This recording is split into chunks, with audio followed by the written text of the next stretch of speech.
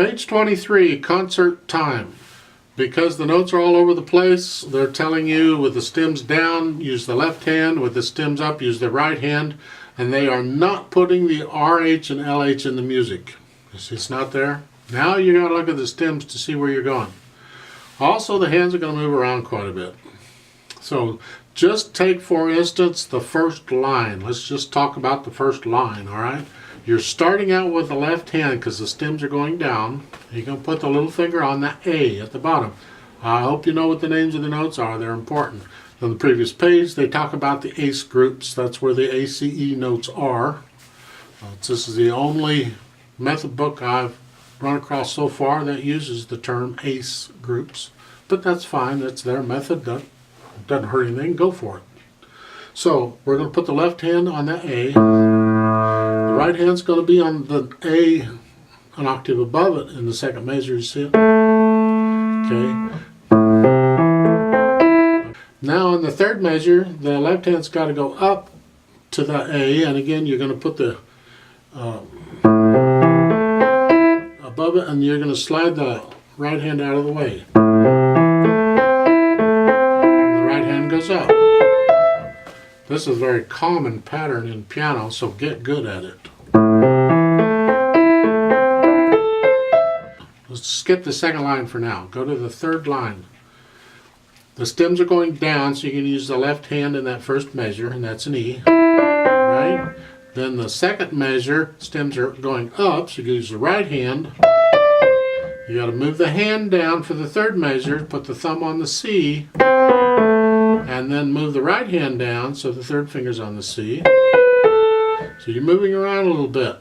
In the last line, you got to go down again for the left hand, put the thumb on the A, and then in the next measure, you move the right hand down, put the third finger on the A, and then next to last measure, you're fine there, and then in the last measure, move the right hand down again to put the thumb on the E. So you're moving around here. It's kind of fun, actually. Right?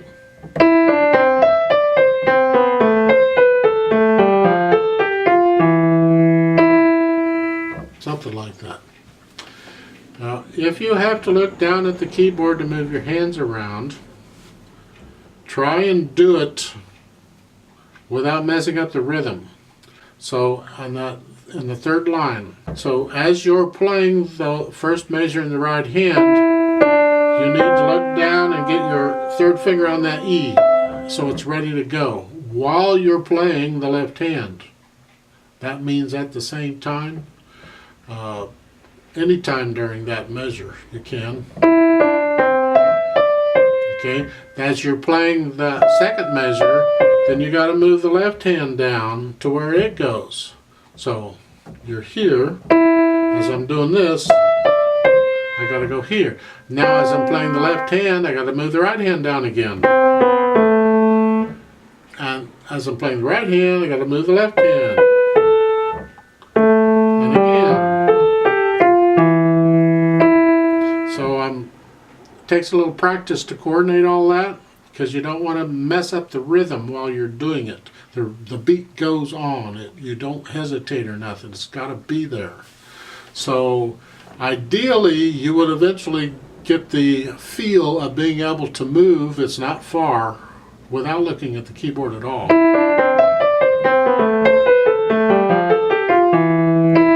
Eventually, okay? For now, you may have to look down, but try and do it without messing up the rhythm. Let's talk about the second line. In the second line, your hands were here from the first line. They can stay here for the second line. They don't have to move around. Yay! Okay. Now, there's two notes in that first measure of the second line. Right at the beginning, you have an E and a D. The E, the stem goes down, so we're going to play that with the left hand. On the D, the stem's going up, so we're going to play that with the right hand. Right? So both hands. The E is tied. Don't play it the second time, just hold it down. Right? Got it? So you can do that for the second line. The second line is actually pretty easy. It's the first third, and fourth lines that are the trickiness because your hands are moving around. At the end of the piece, at the bottom, there at the end, underneath the staff, you see a D, C, Al, fine.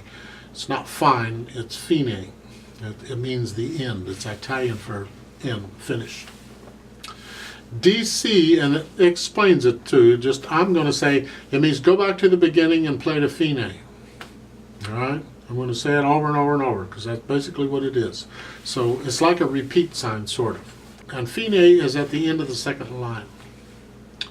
Well, this is interesting because there's a repeat sign there. What's that all about? Well, when you're playing it through the first time, you get to the end of the second line, you repeat it and go back to the beginning. Then you go all the way down to the bottom. You get the DC, which means go back to the beginning. Now we're going to play the first and second lines again. And when you're on a DC, that is, you've done the DC, you come back, you ignore any repeat signs. Just as a standard rule, don't do the repeat signs unless there's a note in the music says repeat on DC, right, or something to the effect. Otherwise, it's just understood. You don't do any repeat signs on a DC. So the roadmap is we're going to play the first two lines twice. Then we're going to go down and play the second two lines, and then we're going to go back up and play the first two lines again. Good luck with all that. Now, something I haven't mentioned before, I could have mentioned it a long time ago, but I figured you're confused enough already. And if it's your first time through the book, maybe you want to skip it and wait as you get this second time through, or the third time through, whatever. And that is those phrase markings. Okay, the curved lines, see the first two measures is a curved line over it, and then the next two measures is a curved line. We have phrase markings. In the second line, it goes all the way across the whole thing. This means to play them connected, and then you want a little bit of silence between the phrases. It's like a musical sentence. We speak in sentences. Well, we can play music in musical sentences. So when I play that first line, I want a little break between the second and third measures. And then a little break there. Then I connect the whole line there. I just want a little break between each phrase. So here we go. Start out with the hands in various positions down here. And because it's in 3/4 time, I'll give us 3 counts and we'll play it together. All right. 1, ready, go.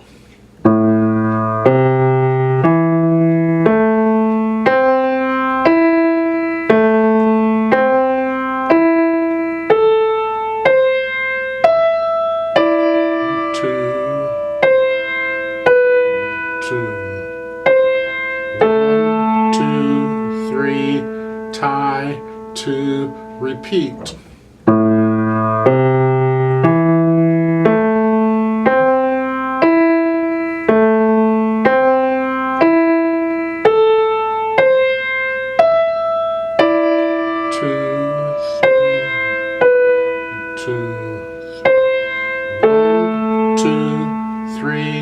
Tie, 2, go on.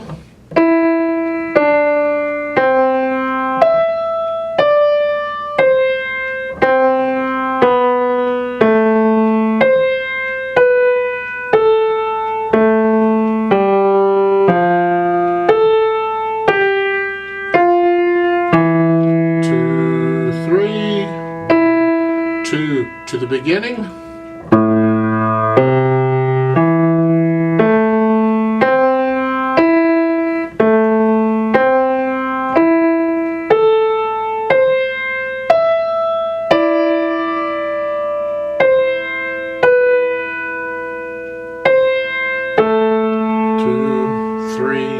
Tie, 2, 3, off. Now, I suggest you stick on this thing until you get it. Don't be in a hurry to go on. You need to be able to play it smoothly from start to finish. that says moderately fast. I don't know how fast moderately fast is. It's like the dynamics. It's a relative thing. What is moderately fast to you? One day it'll be one thing, and another day it'll feel like something else. All right? In these videos, I'm doing everything slow, but I'm guessing it would be more or less like that.